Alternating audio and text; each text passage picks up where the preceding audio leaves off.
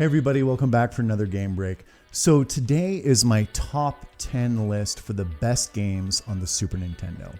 Now this list does not have any RPGs on it because I loved so many of the RPGs on this system. I made a totally separate video outlining my top favorite Super Nintendo RPGs of all time. So if you want to know my thoughts on which those are, go watch that video. This video is meant for all the other genres on the Super Nintendo. So let's get started.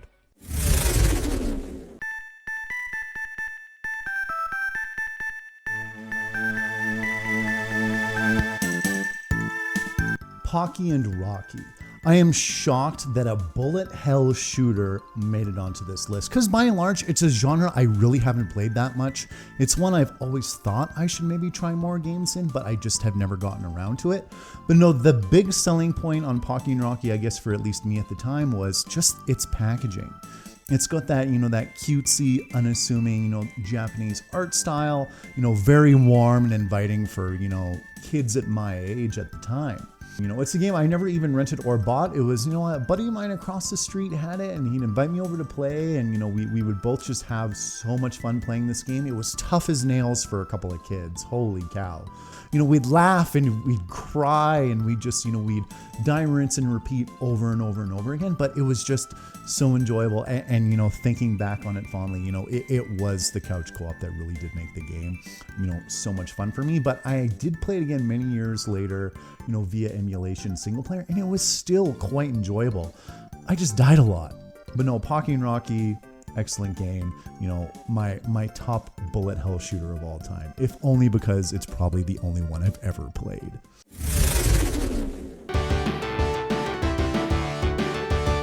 Street Fighter 2, a fighting game where every single member of the game's roster is a video game icon. It's a game I played quite a bit in my youth, and fighting games are a genre that I kind of, dip in and dip out of. I've been more into them lately, but after Street Fighter 2, there was quite a lull between it and my next fighting game. So, it was, a very unique experience for me in my youth because it was, one of the only games of its kind that I played for years, and I really, really enjoyed it. And being so young with this type of game, it's like, I can remember spamming, Hadouken fireballs and like playing with E Honda and, doing his like arm attack or whatever. So many good memories. But I never got into the arcade scene proper when it came to fighting games. It was very much something, that I would rent and I'd play with a couple of buddies and we'd have a good time. And then I'd kind of like move on to other things because, I was very much in RPGs and all different sorts of genres at that point when I was a kid and, still am. But no, Street Fighter 2, it's an iconic game for a reason. It, it led to, countless other studios trying to, recreate the magic formula of that game and, birthed countless franchises because of it. So, it's one of the all-time greats and it's a game I'll never forget playing.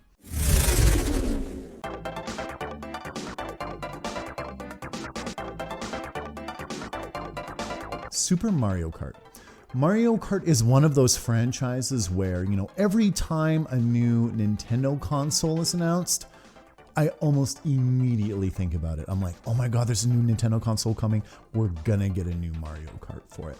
And the first Mario Kart game cemented that anticipation within me. And once again, it was a game that I was introduced to by my older cousin, because I would, just come over to his place and I'd see him playing it. And I thought he was an absolute god at the game, the way he knew to, turn at the exact right moment, where to jump, where you wouldn't think to jump, and, things of that nature. And then, obviously when I got to play it, I wasn't nearly as friggin' good, but it was still a lot of fun to play, and being able to play on a couch with a friend just led to, untold hours of fun. And rage, depending on which course you would play, such as Rainbow Road. And like many games on this list, it created a franchise that has endured for decades and is beloved by millions of people all over the world and will, continue to have new installments for the foreseeable future.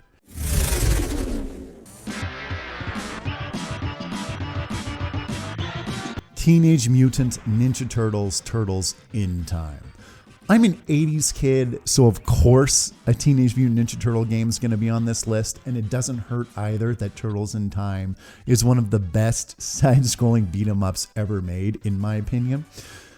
And being a Turtle fan, I would watch the show religiously. I had like an insane amount of the toys. So being able to play a Ninja Turtles game like this, going through the levels, fighting foot soldiers, seeing the enemy bosses appear and knowing immediately who all of them are, just based off of being a kid in the 80s, was incredibly satisfying. There was also, 4-player co-op in it. I, by and large, just played the game solo, though, for whatever reason. I'm sure it would be a hell of a lot of fun with other people, too, though.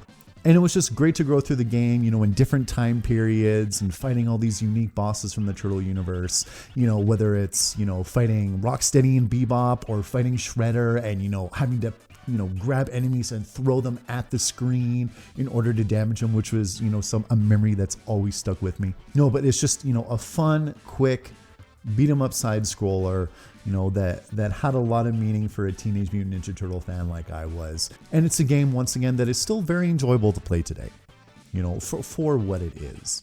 And I feel like it's a fairly safe bet, that any real Teenage Mutant Ninja Turtle fan, would probably have this game on their top 10 list, if not very close to it.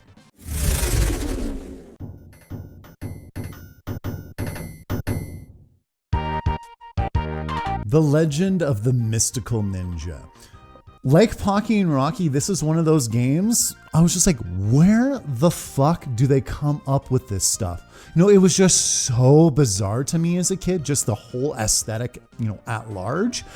Little did I know it, it's very much just a cutesy version of, feudal Japan or whatever, right? But no, suffice to say, as goofy as the game was and seemed, absolutely loved it.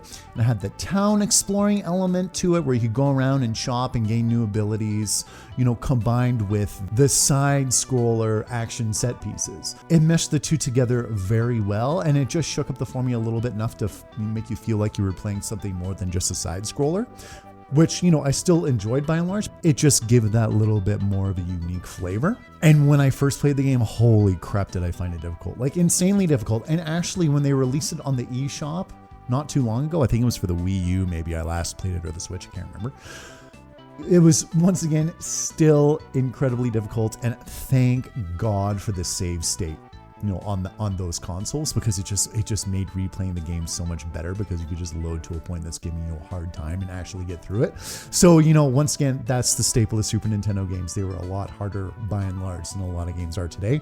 But no, Legend of the Mystical Ninja, I just wish we got more of the games in this franchise. The franchise is called Ganbare Goemon in Japan, and we've only gotten a couple of the games. I've emulated some of the Japan only games and played them that way, with translation patches, and they're so enjoyable. I guess maybe it just didn't sell well enough, which is a damn shame, because they're really fun games. And unfortunately, because I'm not going to miss a chance to rag on Konami.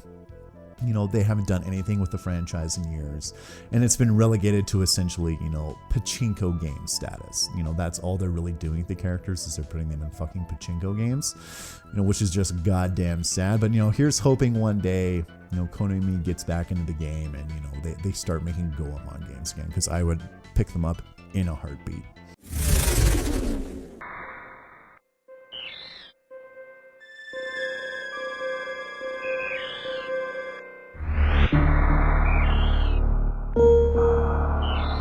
Super Metroid, before the game even starts, perfectly sets the mood for what is about to come with its start screen. You have the eerie alien creature in a tube surrounded by dead scientists, and then that music is playing. It's difficult to think of a better start screen for a game off the top of my head. Super Metroid absolutely nails it, and you haven't even played the game yet. And if the sense of claustrophobia and loneliness wasn't enough for this game, the music definitely helped nail that point home, because the music in this game is haunting and fits the game perfectly. And Super Metroid, along with Castlevania, they spearheaded a whole genre. They created a whole new genre of gaming, essentially, the two of those franchises. And Super Metroid was a lot for me to handle when I was a kid. There was so much to keep track of and so much backtracking.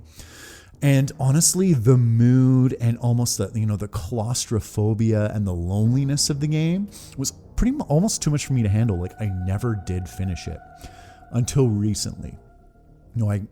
signed up for a Switch Online account and, got their, their Super Nintendo service. And I actually made a point of finishing the damn game. And holy shit, it holds up so well. It was enjoyable from start to finish. And, while this game probably would be higher on the list, if I had that, extra nostalgia factor going for it, but I don't, unfortunately, because I just never was able to finish it. But the memories I do have of it, are, very much cemented in my brain, like that goddamn start screen. But having played it again as an adult, I loved the boss battles. I loved tracking down every single item. I loved the different weapon upgrades you would get and the effect that they would have. It was just, an awesome adventure. And I've played, virtually all of the Metroid games since Super Metroid. I got into the series again with Prime and all those games. I just knew that I had to go back and play Super Metroid one day. And I'm really glad that I did. It's an absolute must play for, anyone who hasn't played it.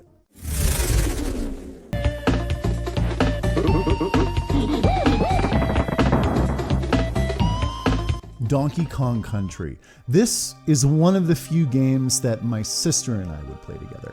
And we loved this game so much, and we would only ever play by ourselves while playing it, that my mom would actually have to set an egg timer for an hour, and we'd be playing. And then I can still remember that fucking egg timer going off, and meaning that I had to, relinquish the controller to my little sister, because I just loved playing that game so friggin' much. It's incredibly fucking difficult for a platformer, still is. And I just remember doing absolutely everything in that game. I 100%ed it. It didn't matter how long it took. And the thing with Super Nintendo games is, you wouldn't get new games as often. At least I wouldn't at that age. So the games I would get, I would just, play over and over and over and over again.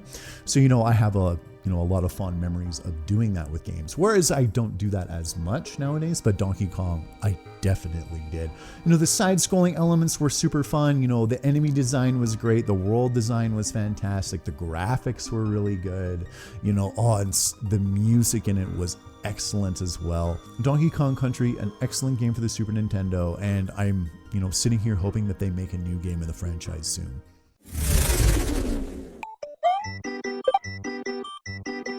Super Mario World, probably one of the greatest, well, not probably, definitely one of the greatest launch titles for a console ever.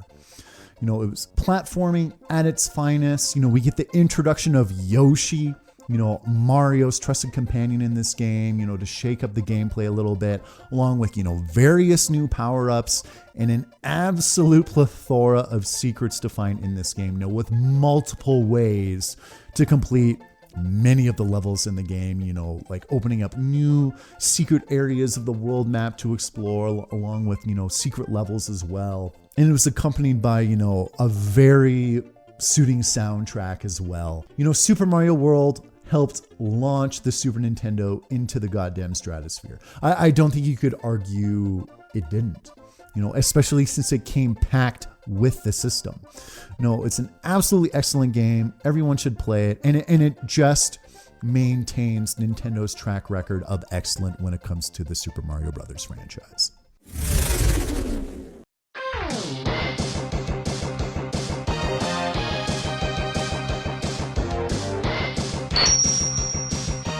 Mega Man X.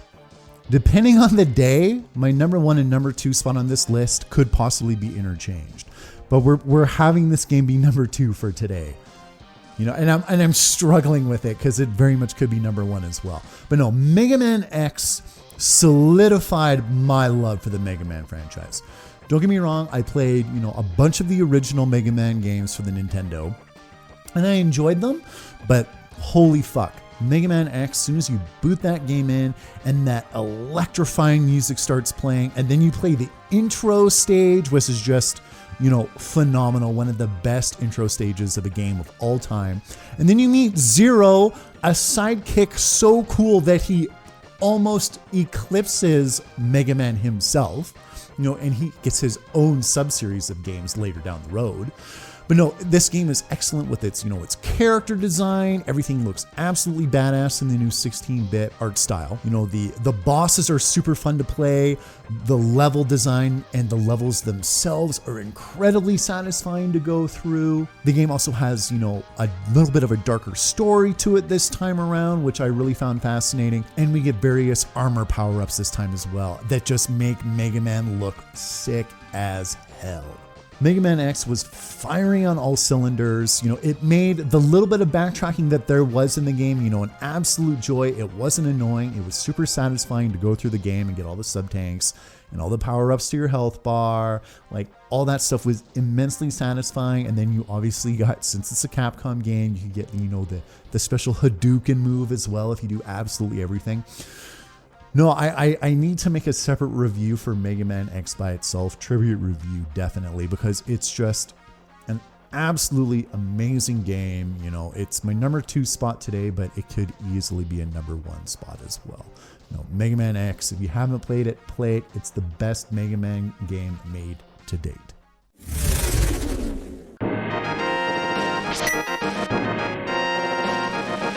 The Legend of Zelda: A Link to the Past. This is probably a no-brainer for a lot of people. Like, a lot of people probably assumed, like, oh, Link to the Past is probably going to be number 1 on this list too. Yes, it is on this list too, but with good reason, because it's a fucking amazing game. A Link to the Past has one of the best, most well-constructed video game worlds ever made. It's an absolute pleasure to traverse, and as if it wasn't, crazy enough to explore, the world on its own already, you all of a sudden, can flip it and you get like a dark world as well. So you're essentially traveling between 2 worlds in this game. And being so young when this game came out, it was almost overwhelming how much stuff there was to do, and in terms of things to keep track of, because the internet wasn't as reliable, and you're like, oh, I'm missing a few heart pieces, where are they? It's like, no, if you didn't know where they were and you didn't have a guide, or you didn't know someone who'd gone already, you were fucked. So no, it was you and your notepad writing shit down so you could remember for later where to go. So, it was one of those games that, inspired a whole generation of people, whether it was, people just getting into video games and falling in love with video games because of it, or, making people fall in love with video games so much they want to make their own. Link to the Past had that much effect on people. It had that top-down perspective that a lot of people to this day absolutely love and wish Zelda games were made in this style still. It was extremely fun to just explore every nook and cranny of this world and to find all the secrets that, some of them were hidden extremely well, almost too well for a kid my age. The boss battles were incredibly epic for the time as well. Just got your adrenaline pumping immediately as soon as the boss fight would happen. And I really liked the story for the game as well. I know Zelda stories generally aren't front and center, but for the story that there was in this game, I enjoyed immensely. And then obviously the fucking music. The music was absolutely incredible in this game as well. Some absolutely iconic pieces. And I've been to the Zelda Symphony Orchestra, and hearing those tunes from A Link to the Past pop up just brings all that nostalgia and all those feelings back. And a game was truly special when just hearing the music, brings you a flood of emotion. A Link to the Past, just, an excellent world with excellent music and excellent game design and excellent bosses. It's just, it was excellent in every area that mattered, and it's why it's my number 1 game. So thank you for joining me for my top 10 list of Super Nintendo games, guys. Let me know in the comments, what are your top 10 games? Are there some missing from my list that I didn't have, that you're shocked, that weren't there?